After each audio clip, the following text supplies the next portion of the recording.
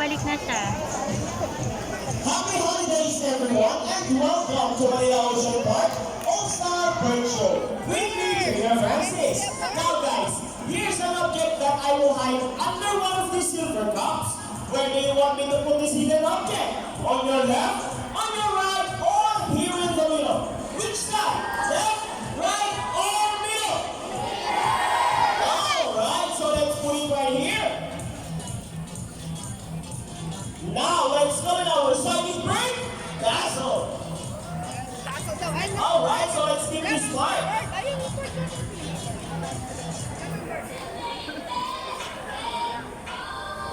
Now, our next featured birds are just like any married couple. Monogamous, meaning they will be partners for a lifetime. Pretty romantic, right? But as any couple will attest, in relationship there will always be battles. Meet Sassy and Rocky, our beautiful pair of green couples. And today, they will battle it out to see who's the best in a basketball game. But before we start this battle, I will divide you guys into two groups. First, the girls, all the girls will cheer for Sassy. Come on, girls, how do you cheer? Sassy! Sassy! Sassy! Sassy! Sassy! And all the boys will cheer for Rocky. Come on, boys, how do you see? Let me cheer. Rocky! Rocky! Rocky! Rocky! Very well, so we're ready. Trainers ready. Set, go! Here goes Rocky on the Sassy!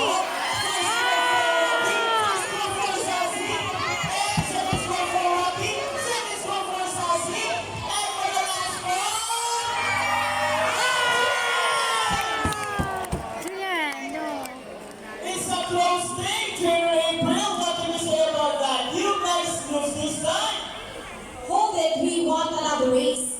Oh, they want another race, Trainer JB. Are you sure about that? You want Sassy to lose again? This time, I guarantee you that Sassy will win. So what race do you have in mind? I want a ring race. And what is the ring race? The first bird who can drop 3 rings into the bowl the fastest is the winner. That is a ring race. So our ring race it shall be. Remember guys, that boys already have 1 point. So girls, let's cheer louder for Sassy to win this time. We'll be doing this again, and this time our ring race. Ready, set, go! Sassy! Sassy! Sassy! Sassy! Sassy!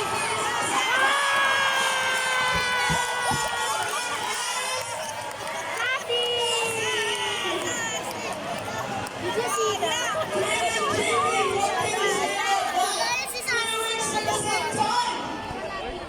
Hey, you guys cheated!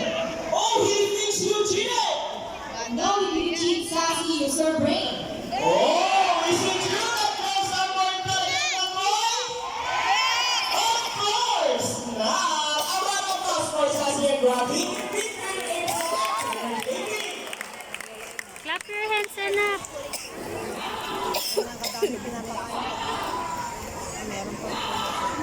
Parrots in particular are known to be intelligent and perceptive. That's why we are continuing to enhance their skills and not get bored.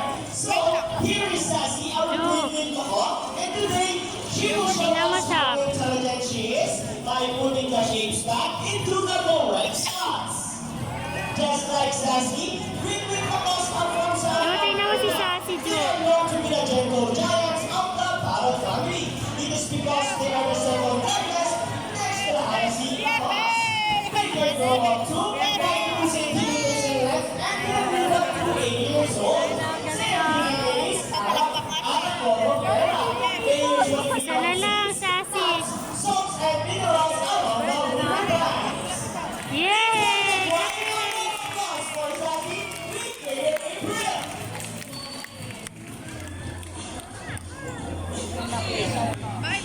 Bye, Sassy na. Now guys, who loves math? Everyone here knows addition, right? Because this next part of the program will make most people baffled at the knees. Even us trainers, do you think birds can do math? Well, before we go in our mathematical wizard, I'll be needing 2 numbers between 1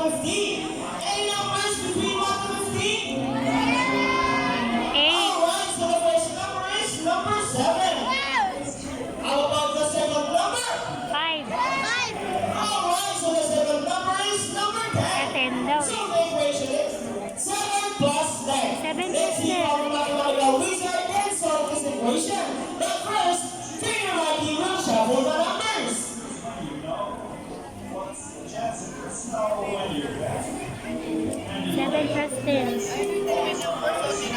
Now, let's call our hybrid bako, Rocky! Ay, si Rocky ulit.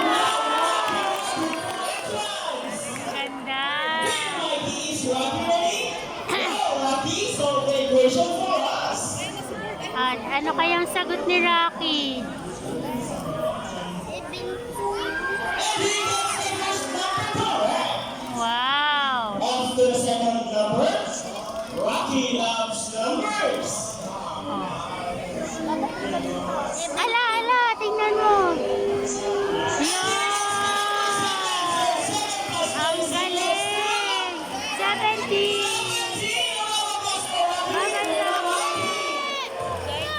Oh, wow. Guys, we need an adult volunteer with 500 peso bill. Anyone who wants to be our lucky volunteer for today, just raise your hands up and my co-trainer will pick one. Dali. Once again, we need an adult volunteer with 500 peso bill. Adult. Alright, I think we got one. You will notice that the birds in our show are mostly parrots. It is because they are highly intelligent, charismatic, colorful, and physically kind. They have a very good memory and can remember even the smallest details. Come on now, please join me here in front.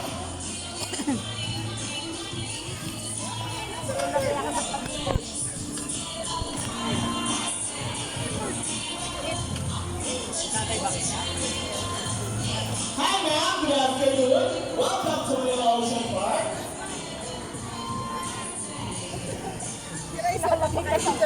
Ma'am, first off, what is your name? A round of applause for our volunteer, Miss Angel. Clap. Now let me have your 500 peso bill. Alright, can you follow me here in front? Now ma'am, all you have to do is stand here in front, facing this way, and extend your left arm just like this. As I put your money between your fingers. Ayan, Now ma'am, do you have any idea what will happen next? tingnan mo. Let's see. Now let's send our money bird, Buddy. Buddy is also our member too. Buddy flies over.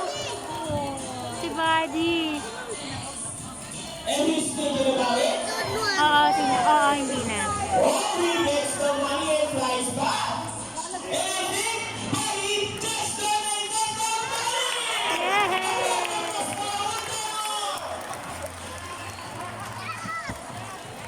Now I have a question for you. Did you know that Manila Ocean Park is also a rescue center for birds? Well, now you know enjoy money will go a long way, and we are very, very grateful. You may now go back to your seat and enjoy the rest of the show. Thank you so much. Anyone else? O, 1,000 naman, dali. Wrong part?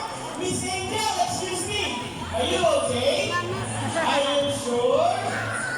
Why do you look so sad? After this, we're gonna see the aquarium. It's not like our show. Watch Please ka muna. come here in front and we'll bring your money back.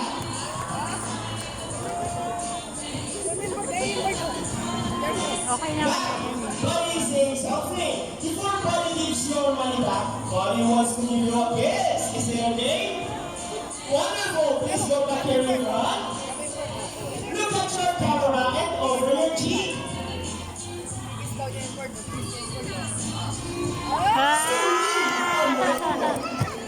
Ayan na, isa pa. Other hand, just open your palm and look at the camera. Smile.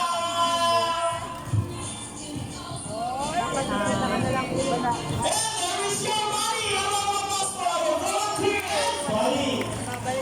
Bye, buddy!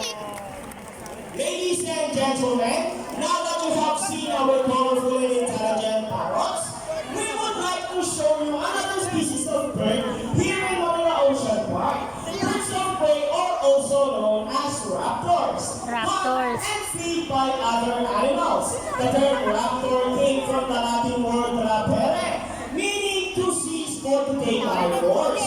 These birds are characterized by their keen vision that allows them prey during flight. They also have powerful talons and beak. Ladies and gentlemen, please look to your left. Presenting our Philippine Eagle Owl, here comes home!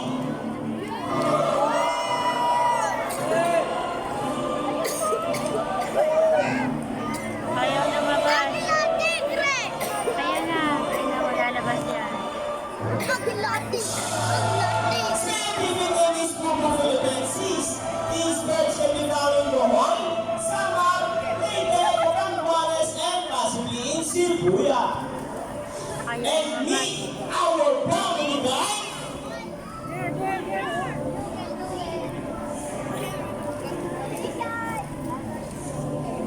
here comes Steve! Ayan na siya doon.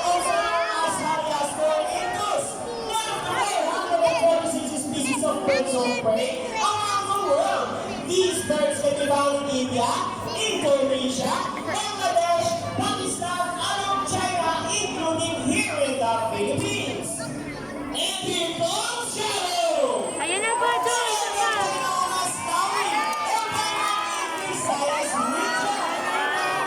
And as you can see, we have our pigeons has an innate homing ability, meaning they will generally return to its nest and lay. Ganda. A round of applause for our rockers and our homing pigeons. Yay! Clap your hands. Dami doon. Do look at them, oh. Here in the ocean park, we believe there is hope. We only not try to take care of our friends in the sea, but also in land and air as well. Now guys, who knows the 3 R's this week? Ayun na silang lahat. We use a website cover.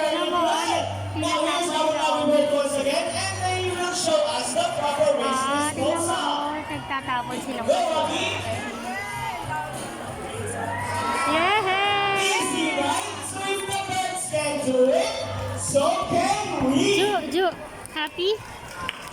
Yay! Ladies and gentlemen, we hope you all enjoyed our show. Are the birds spectacular? Yay! Well, in our own way, no matter how small the effort, let's take action in saving them from exploitation or even extinction. Please, let's all do our part in saving the world. Because remember, this is the only home we've got. Clap your hands. Now I'd like to present to you the birds and the trainers who made this show possible. Trainer Rochelle with Rocky. Rocky! Clap your hands. Trainer April with Buddy. Wow! Trainer Nagtatapon. JB with Shadow. Yes! And Trainer Mikey with Speed. Speed! And once again, I am Trainer Francis. Thank you and goodbye. By the way, guys, please remain on your seat because we still have our Sea Lion show. And please, do not cross the yellow line. Thank you. Wow! Say bye-bye to the birds. Bye, bird!